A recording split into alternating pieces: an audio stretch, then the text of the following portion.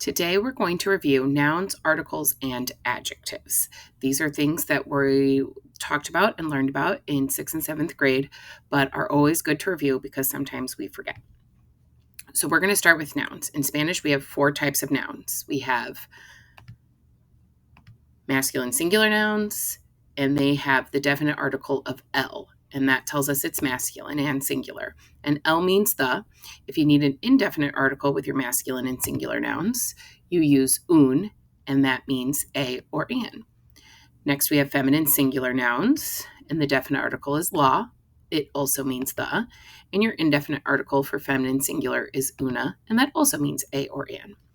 We also have masculine and feminine in the plural. So we have masculine plural nouns, and that starts with los, and that also means the. And we have unos for the indefinite article, and that means some or a few. And then we have the feminine plural version, which goes with los, and it also means the, and our indefinite article is unas, which also means some or a few.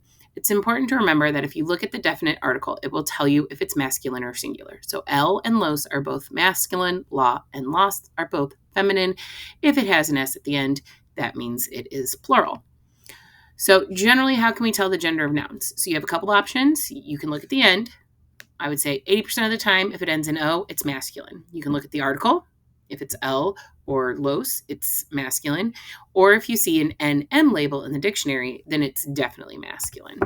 Feminine, same thing, except it ends in a. So if it ends in a, about 80% of the time, it is feminine.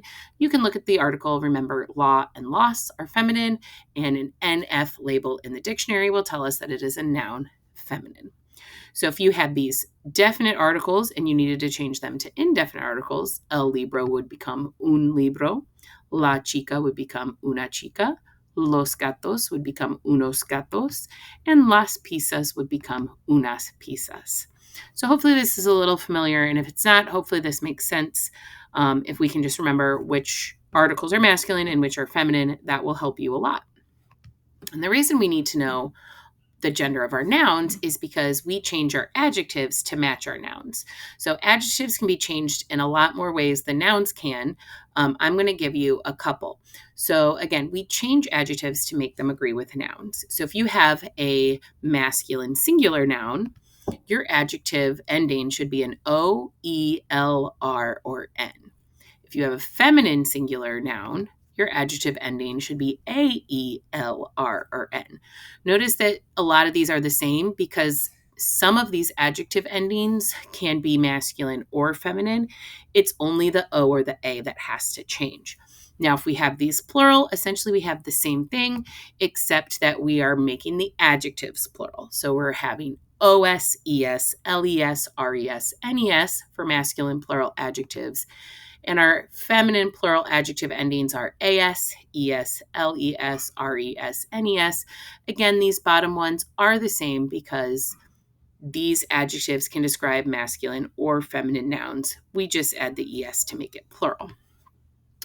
Remember, every adjective has to agree to the noun it's describing, and you need to change the adjective if it is needed. If a noun is plural, the adjective needs to be plural. So if your noun has an S, make sure that adjective has an S.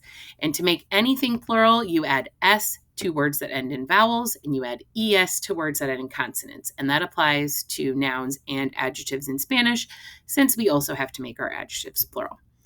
So let's do a couple examples. We're going to make morado and azul, and we're going to put those in all 4 forms. We're going to make morado masculine singular, masculine plural, feminine plural, as well as azul.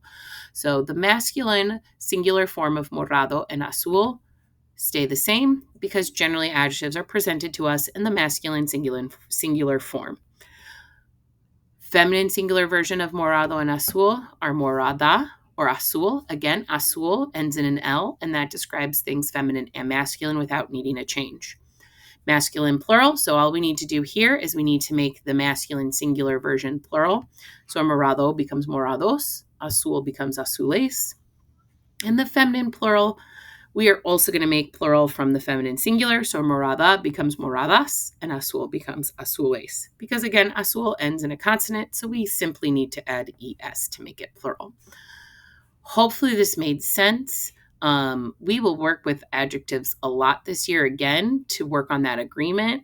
But as long as that adjective is there, you're meeting half the battle. Please see me if you have any questions.